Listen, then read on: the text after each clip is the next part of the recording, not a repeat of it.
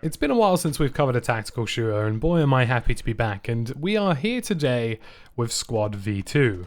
On the tactical shooter front, there hasn't been lots to talk about recently, with Hell Let Loose Update 9 taking a while, but Squad V2 is officially here, and in this video today I want to talk about some of the really key and important information, which is very exciting about Squad, and very exciting about why this game is going to be even better in the future. There are some caveats and even a little bit of bad news as well, but fundamentally V2 is bringing Squad to a much better place, and it took a lot longer than anticipated for a lot of key reasons, and we're going to dive on into those. Now, if you've been living under some sort of rock or something, Squad V2 has a lot of decent content. It has the new Canadian map Goose Bay, as well as new Insurgent and Great British vehicles, new British optics, the N-Law heavy anti-tank, new Canadian rifle attachments, a new Russian RPG-28, Insurgent Mosins and Insurgent RPDs, as well as a graphics setting overhaul, helicopter handling improvements, which have been greatly appreciated by a large number of players, and some more stuff here and there with loading screens, new server browser functionality with favorites finally working, and soon you'll even be able to see the ticket count in each individual server.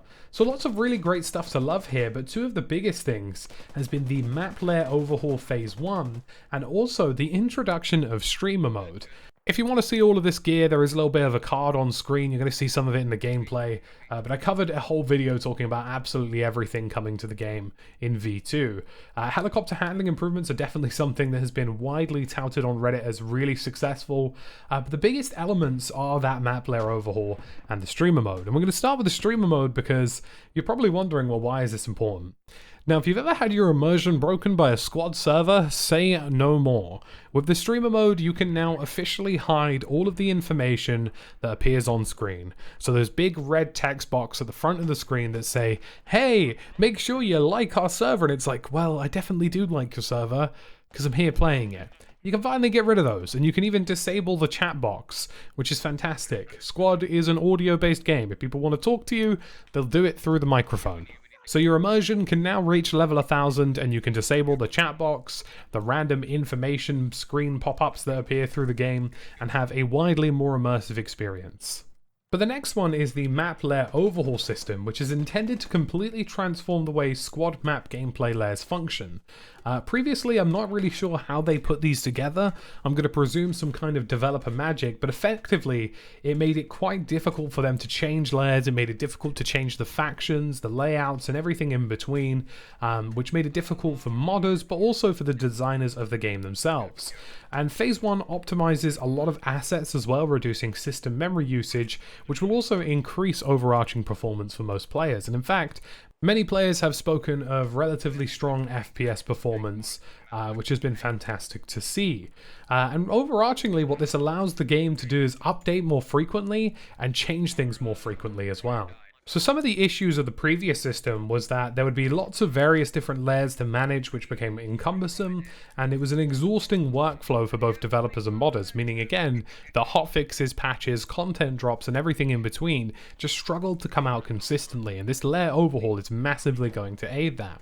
But the biggest issue as well is that you had to have a layer in order to ship a new faction or a new mod. You couldn't just release a new mod into the wild that would apply to every single layer in Squad, and you couldn't just release a new faction. You know, if you wanted to release the US Marine Corps, there had to be new layers for the US Marine Corps to operate, and that's really cumbersome, and effectively it meant that you had to make, you know, all of these various different layers in every single map in the game in order to accommodate that faction or that mod, and that's very difficult to balance. It's lots of data and lots of updates, and it's also an issue in terms of just putting content out there more consistently, because there just constantly had to be new layers made for new things to exist. And with all of that gone now, it introduces a bigger freedom for the developers and modders of this game to introduce new content more freely, more easily, and more quickly, without the necessity to have new layers and without the necessity to have different makeups of various different maps in order to have new content. So in the previous system, let's say for example you introduced the Canadian faction to the game. You wanted to bring a new faction to Squad. Well, you had to make a Canadian layer for for every single map in the game in order for them to be featured, or at least 1 or 2 layers at the bare minimum. And then you also had to do all of the technical departments of that, such as big data updates and balancing for these things, and it became very, very tiresome. And the fantastic thing is now is that the layers and the presets for the different maps are no longer tied to the new levels of information and new factions. So lots of good stuff to come from this. It means that the world settings will be much easier for developers and for modders. It means that content can come in more quickly. It means that there'll be less large chunks and patches. And yeah, it's just really, really exciting to see. And effectively, it just means that the SDK will be better, so there'll be more modding, there'll be more content, more things, no more bottlenecks, no more issues, no more workload problems, no more inefficiencies surrounding performance and data. And it also means that we're going to have a voting system as well. So you can now vote for the map, but also the factions that are competing on there, and also the layout of where they're going to be competing.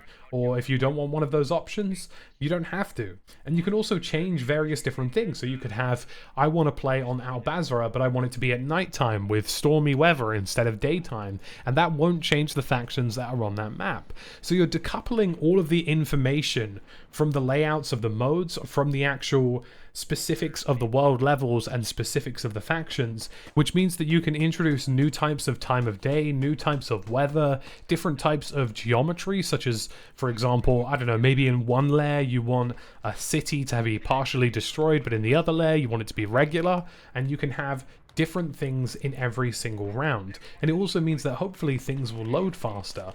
And yeah, this is just really exciting, and it also brings in the opportunity to have, for example, 80 versus 20 players, or 40 versus 60, or 30 versus 70. You could change asymmetric gameplay, which is very, very exciting too.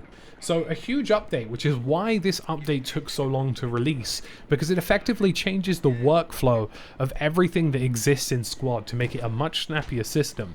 This has unfortunately delayed V3, which has, you know, amphibious vehicles, the USMC, and some new maps as well, into later into the year. So it's now scheduled for Q2/Q3 2021. But ultimately it means that this content can now roll out faster, and also things can be fixed faster, which is very exciting. And there was also 2 hotfixes immediately after V2. So that's the big old information of V2, why it took so long, why it's such an important update, and why this is very exciting for Squad. And I just want to end this video by saying it has been a while since we've been on a tactical shooter. You know, I've been playing Squad for nearly 6 years now, so when something new comes out, I do want to cover it and check it out.